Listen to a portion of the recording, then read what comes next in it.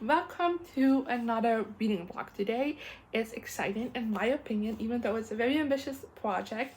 But basically, it's Pride Month. It's June 1st when I'm filming this. And I never really do anything special for Pride Month because I feel like I always make it a point to read queer books because I enjoy reading queer books. And I don't know, I'm not good at doing recommendations videos, so I've also never done that. Therefore, I've never done anything for Pride Month, and I felt like that was such a shame. And therefore, I thought finally of something that could be fun to do that, you know, doesn't feel like forced in any way.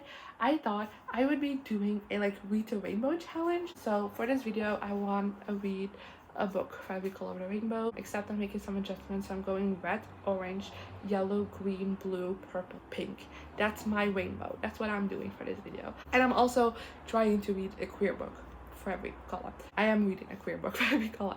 I don't know why I said trying to, because I definitely am doing that. So yeah, that's gonna be this video. What's ambitious about it is that I'm gonna try to read a book a day. So I'm gonna try to read 7 books in 7 days. We'll see how that goes, but that's the plan for now. Yeah, June 1st.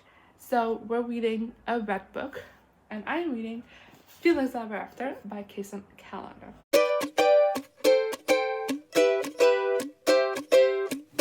So this is a YA contemporary novel that I've had on my radar ever since it was first released. I've heard so many great things about it. It's also on my top of the TBR list for books that I need to read in 2023. So it's a perfect choice for this video. I'm gonna read you the synopsis on the back so you know what's about. Felix's love has never been in love, and yes, he's painfully aware of the irony. He desperately wants to know what it's like and why it seems so easy for everyone but him to find someone. What's worse is that even though he is proud of his identity, Felix also secretly fears that he's one marginalization too many, black, queer, and transgender, to ever get his own happily ever after. When an anonymous student begins sending him transphobic messages after publicly posting Felix's dead name alongside images of him before he transitioned, Felix comes up with a plan for revenge. What he didn't count on is catfish scenario leading him in a quasi-love triangle. But as he navigates his complicated feelings, Felix begins a journey of questioning and self-discovery that helps redefine his most important relationship, how he feels about himself. This is a book I've heard a lot of good things about, like I said before, and this author as well, Kacen Callender, has been an author I've heard great things about for, and I've been meaning to read for so long. So yeah, and this is the most gorgeous cover you've ever seen, and this also has beautiful stenciled edge. I can already tell you I am already 212 pages in this book, which is quite a chunk, and I'm really enjoying this, but I will save my full thoughts on the book until I finished it. Hi, it is the next day, and last night before going to bed I finished Felix Ever After, and I gave it 5 stars. I loved it so much. Like honestly, for a while I thought it was gonna be a 4-star because I mean the description mentions like a quasi love triangle, and I was expecting it to go a certain way, and I wasn't liking that way, and I was like, oh, if we go this direction, like but then we went a very different direction, and I loved it so much. So it's a 5-star because besides that I did really enjoy this book. I thought it was a beautiful book about Felix kind of discovering who he is, and not just in his gender identity and his transness, just like in life in general. Like he's been through some shit and just dealing with those things. I thought it was lovely. There were so many quotes in this that I just hit.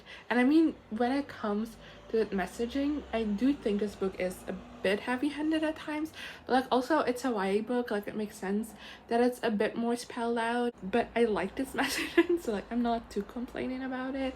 I like the friendships in this as well. I thought those things were dealt with very well. And I loved Felix. Like even though circumstances of life are very different for me and Felix, I do think just the way he talked about things sometimes I really related to, and even if the details surrounding it are very different. So yeah, this just hit really hard with me. And I also loved the art aspect in this book because Felix is an art student, so I loved just kind of seeing his relationship with his art as well in this book. That was great. This morning I started with my orange book, and that's Lattes and Lattes by Baldree.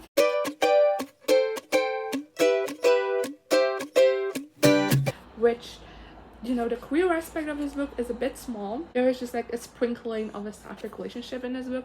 But you know, those books also exist that is on completely centered around queerness, and I've been meaning to read this book for so long now, so it was a great fit for this video. And like this border and therefore also the spine is very orange, which is why I slotted it in here even if the cover doesn't look too orange. It is a really popular cozy fantasy, and I'm gonna read you the synopsis. She's done slaying monsters, she's ready to serve coffee. After decades of adventuring, Viv the Orc Barbarian is hanging up her sword for good. Now she sets her sights on a new dream, opening the first coffee shop in Tune, even though no one there knows what coffee actually is. If Viv wants to realize her plan, she'll need help from unexpected quarters. Yet rivals old and new stand in the way of success, and Tune's shady underbelly could make it all too easy for Viv to take up the blade once more. But the true reward of the uncharted path is the travelers you meet along the way. Whether bound by ancient magic, delicious pastries, or a freshly brewed cup, they may become something deeper than Viv could have ever imagined. It's cozy fantasy, as the tagline says, high fantasy, low stakes, good company, and I am currently 62 pages in, which isn't far at all, but I am kind of liking the vibes of this book, so I'm very excited to keep reading. Hi, so this morning I finished Legend and Lattes by Travis Baldree. Yes, I'm also disappointed that I didn't finish it last night, but I was procrastinating, and then I thought I could still finish it, and then I didn't, but I finished it this morning. I still did it, and I really enjoyed it. I gave this a 4-star. This was just so precious and sweet, and just it felt like a hug, and you never had to get, even if there were moments where things got a bit more intense or serious and wasn't all happy-go-lucky, you knew beforehand that this wasn't going in like too high stakes directions, so it still felt like very comforting to read. And Timble absolutely has my entire heart. I love him so much, and I'm very excited to read the prequel to this, which is coming out later this year, because I love Viv so much as well as the main character, and I'm excited to read another book that features her. And yeah, then we're moving on to the color yellow, but it's only a yellow spine. The cover isn't very yellow, but the spine is, and that's the way I'm counting it. But it's Lukens by Rachael Lippincott, which is not a book of my top of TBR list, so we're making progress with this video. I picked this up because when the time this came out, like a little after, by the time I bought this, basically, I got a lot of TikTok videos on my For You page by Rachael Lippincott and Alison Derrick about their book, She Gets the Girl, which I have since also read and bought, but because at the time it wasn't out yet, I picked up this instead, because this was out, and I didn't get around to reading it, and then, like I said, that book came out and I read it, I absolutely loved it, so therefore, I have been meaning to get to this and like basically entire Rachael Lippincott's backlist ever since, and it just hasn't happened. I don't know why. I'm really excited to be reading this. I am only 40 pages in, which isn't as much as I would have liked to, because like I said, I meant to finish Legend and Lattes last night and I didn't, so I haven't had much time to read this yet. But I am going out later today and I don't know how long I'll be gone, so I don't know exactly if I'm gonna get this finished, but we'll see. Let me read you the synopsis. I'm gonna have to do it on my phone because this is the Dutch copy, and if I read this, no one would understand. Emily and her mom were always lucky, but Emily's mom's luck went out 3 years ago when she succumbed to cancer, and nothing has felt right since. Now the summer before her senior year, things are worse than ever. Emily has wrecked things with her boyfriend Matt, and her dad is selling the house she grew up in and giving her mom's belongings away. The only person she has to talk to is Blake, a girl she barely knows since she and her dad moved back to town 5 seconds ago. But that's when Emily finds the list, her mom's senior year summer bucket list, buried in the back of her closet. When Blake suggests that Emily take it on as a challenge, the two set off on a journey to tick each box and help Emily face her fears over losing her connection with her mom. As she starts to feel closer to her mother, so does Emily's bond with Blake deepen into something she wasn't expecting. And suddenly, Emily must face another fear, accepting the secret part of herself she never got a chance to share with the person who knew her best. This is Sapphic, and I'm excited to keep reading. Hi, so we're a couple of days further, and I am a bit behind the 7 days, 7 books in 7 days. aspect of this video that I wanted to do. So today it's gonna be a binge reading day. And this morning I did already finish The Lucky List by Rachael Lippincott, which I think given 4 stars. I'm not gonna lie, for a really long time this book felt like a 3-star to me because I wasn't the biggest fan of a main character. I thought she was just very stupid, and just like the decisions she made, I'm like, why? Just like think for 2 seconds and you realize that this is not the right decision for you to be making, and therefore she got on my nerves sometimes a little bit.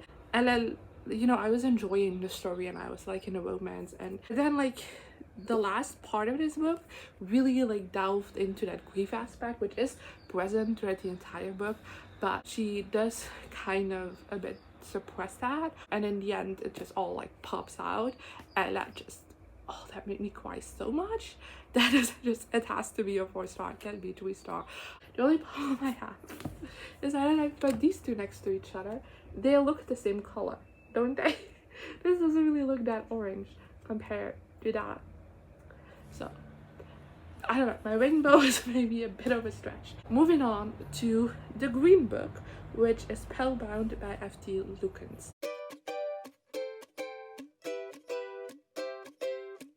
For me, it was really difficult to find like a mostly green book on my TBR, just like in general, like physical TBR. And then add to that the element that I wanted every book in this video to be queer, that made it even more difficult. So I went in my stash of galleys from that galley that I needed to read, and this one came out in April and I just didn't get around to. I'm very behind, and it's a very green cover. There's some elements in pink in it as well, but mainly green, so it fits. So let me read you the synopsis real quick. Edison Walker isn't sure what to expect when he enters the office of Antonia Hex, the powerful sorceress who runs a call center for magical emergencies. He doesn't have much experience with hexes or curses, heck, he doesn't even have magic. But he does have a plan to regain the access to the magical world he lost when his grandmother passed. Antonia is intimidating, but she gives him a job and a new name, Rook, both of which he's happy to accept. Now all Rook has to do is keep his spellbinder, an illegal magical detection device, hidden from the magical consortium, and content with Sun, the grumpy and annoyingly cute apprentice to Antonia's rival colleague Fable. But dealing with competition isn't so bad, as Sun seems to pop up more and more and Rook minds less and less, but when the consortium gets wind of Rook's spellbinder, they come for Antonia. All alone, Rook runs to the only other magical person he knows, Sun, except Fable has also been attacked, and now Rook and Sun have no choice but to work together to get their mentors back, or face losing their magic forever. I'm not gonna lie, I'm already halfway through this book and I'm loving it. So you'll get a proper update once I finish it.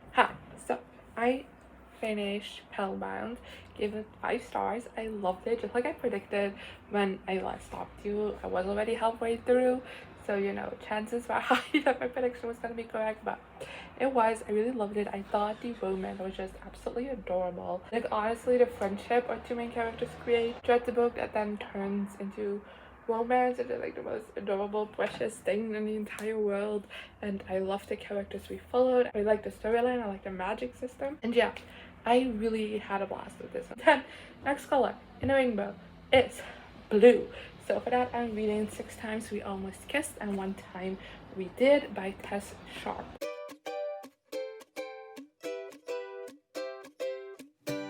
This is what I am really excited for, because this title reminds me of like a fic style, like a fanfic style, even though that typically is 5 times blank and 1 time blank. There's a 6th time and then 1 time, so it's 1 time more. But that has always like intrigued me, and then the synopsis sounds really good. And I have heard great things about Tess Sharpe's books in general, and also the dedication is for everyone who stayed up too late reading slow burn fanfic, waiting for the kiss, and for the fic writers who fuel us. Like, this sounds right up my alley. I am only 18 pages in, so not far at all, but I am so incredibly excited to be reading this for this video. So let me read you the very short synopsis on the back. 6 fun facts about Penny and Tate. 1, they've known each other their whole lives. 2, their moms are best friends. 3, Penny and Tate are definitely not friends. 4, they keep almost kissing. 5, they don't talk about it. 6, thanks to their moms, they're moving in together. But when almost becomes I am now wearing your lip gloss, Penny and Tate have no choice but to finally face the music. Doesn't that just sound like the best book you've ever? Like, I'm so excited. This also came out this year. And I think this might be like one of my most anticipated releases for the year because it sounds so up my alley. And yeah, I'm excited to delve more into it. So, hi, welcome to a late night update. I don't think I'm on a late night update in this vlog. I don't think so. But it's officially June 8th, which means the 7 books in 7 days challenge was too much for me. But I am still really glad, like, that was not the entire point of the video, it was just a way to like get it out quicker, but I'm still having fun doing it. I just finished 6 Times We Almost Kissed by Tess Sharpe. I learned it just that, and One Time We Did is not officially part of the title. I've always been saying it the long way apparently, but oh well. I give this 5 stars. I really love this book. I was so right to think that this was just right up my alley because it fucking was. Like, it just hit so many small tropes that I really love, and like if you are a fanfic reader, this, like, it doesn't read like fanfic. Like, it's not, like, for example, I love Ellie Hazelwood books, but like they read like fanfic to me in like the best way possible. It's so comforting and great. This isn't that. This very much just reads like a YA novel, but it just has a lot of like bunch of little tropes and little things that are very prevalent in a fanfic community and that I thought were really done well. I really enjoyed this book so much. Like, I loved our two main characters. I loved the personal journeys they went on in this book. Like, they went through some rough shit in this book, and I thought it was all dealt with amazingly. I loved the connection that they had with each other. I thought it was just, it was so cute together. I wanted to shake them to make them realize what they were feeling for each other earlier than they did. But like, it was a slow burn. That was a promise, and it delivered. But you know, I just want to shake a character and be like, they love you. Stop. No. And then we're moving on to the last physical read I have for this book. There's 2 more for this video, but 1 more physical and 1 ebook. A new one more last physical is of course the purple book, and that's If This Gets Out by Sophie, Gonzales, and Cale, Dietrich.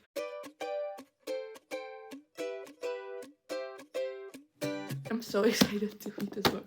Like, I have been anticipating this book ever since it was first announced because it sounds so good. And Sophie Gonzales is just an author who I love her books from. So I'm so excited to read. I don't know why I haven't gotten around to this one. I think I do. I think it's just because I've been like too nervous to not like this. That's why I have been putting it off. Cale, Dietrich, I've also read 1 book from that I enjoyed, but like, it's not like a favorite author like Sophie Gonzales is for me. Let me read you the back. Ruben and Zach are 2 members of Saturday, one of the world's biggest boy bands. Teen heartthrobs in front of the camera. They're also best friends backstage. But management's pressure on Ruben to stay in a closet is taking its toll. Zach is the only one he can confide in. As Ruben and Zach come to rely on each other more and more during a whirlwind tour of Europe, their close friendship evolves into romance. If this gets out, will their fans ever truly give them the support they need? And how can they hold tight to each other if their whole world is coming apart? I haven't started it yet, but I will, and I'll update you once I finish it. Hi, so another update, this time live from my living room. How you doing? But I finished If This Gets Out by Sophie Gonzales and Cale, Dietrich, and I ended up giving it a 4 star. I really liked it. I didn't love it because I wanted more of a connection with the romance. I feel like they got together like relatively quickly in this novel, and I don't know, I would have liked it if it was developed a bit more. But overall, I really liked our cast of characters, both of our main characters as well as the other 2 members of the band. I really loved the friendship they had in each other. I thought that was the strongest part of this novel, and I overall also liked the plot of this book and kind of like the discussions around fame and closeting and stuff like that. So yeah, I did really like this book. It just wasn't as perfect for me as I was hoping it would be. Then we have arrived at the last book for this video, which is a pink cover, and that's Mortal Follies by Alexis Hall.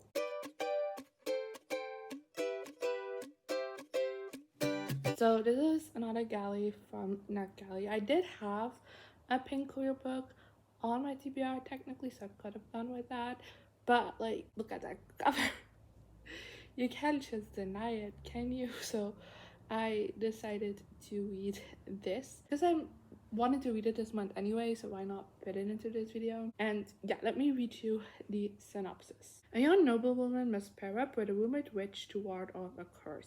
It is the year 1814, and life for a young lady of good breeding has many difficulties. There are balls to attend, fashions to follow, marriages to consider, and of course, the tiny complication of existing in a world swarming with fairy spirits, interfering deities, and actual straight-up sorcerers. Miss Maylis Mitchellmore finds her entry into high society hindered by an irritating curse. It begins innocuously enough with her dress slowly unmaking itself over the course of an evening at a high-profile ball. A scandal she narrowly manages to escape. However, as the curse progresses to more fatal proportions, Miss Mitchellmore must seek out aid, even if it means mixing with undesirable company. Now, a few less desirable than Lady Georgiana Londrake, a brooding, alluring young woman sardonically nicknamed the Duke of Annandale, who may or may not have murdered her own father and brothers to inherit their fortune. If one is to believe the gossip, she might be some kind of malign enchantress. Then again, a malign enchantress might be exactly what Miss Mitchellmore needs. With the Duke's help, Miss Mitchellmore delves into a world of angry gods and vindictive magic, keen to unmask the perpetrator of those otherworldly attacks. But Miss Mitchellmore's reputation is not the only thing at risk in spending time with her new ally. For the rumored witch has her own secrets that may prove dangerous to Miss Mitchellmore's heart, not to mention her life. So yeah, it's historical, fantasy, romance, it's sapphic, so let's go. Hi, so I'm here with sad news, as last night I decided to DNF Mortal Follies by Alexis Hall. I got 21% of the way through, and this was just so exhausting to read, and like currently we're also like in the middle of a heat wave and I'm dying. So maybe if that wasn't the case, I would have pushed through with it a little bit more, but just like my brain was hurting and like it's already melting, and I was not up for it. The writing was so much, like so many words were used to say so incredibly little, and everything just felt so pretentious and kind of like forced and not necessarily how people talk in a certain manner. So that also didn't help. And then like the narrator, because the narrator is like an outside character basically. It's not like one of our main protagonists. It's just someone like telling the story, which is typically something I like in books. Like I think that's such a fun way to tell a story, but I feel like our narrator in this one was just so incredibly annoying and focused on so many things that just did not matter at all.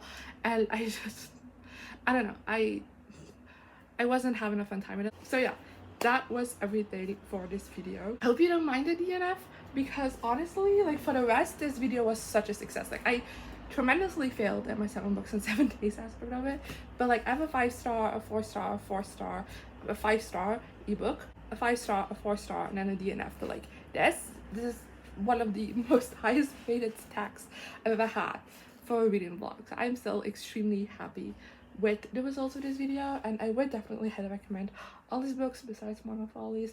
So yeah, go check them out this Pride month. And yeah, hopefully I'll see you around next time. Here I am again, the same old situation. Why does the God thing have to be so complicated?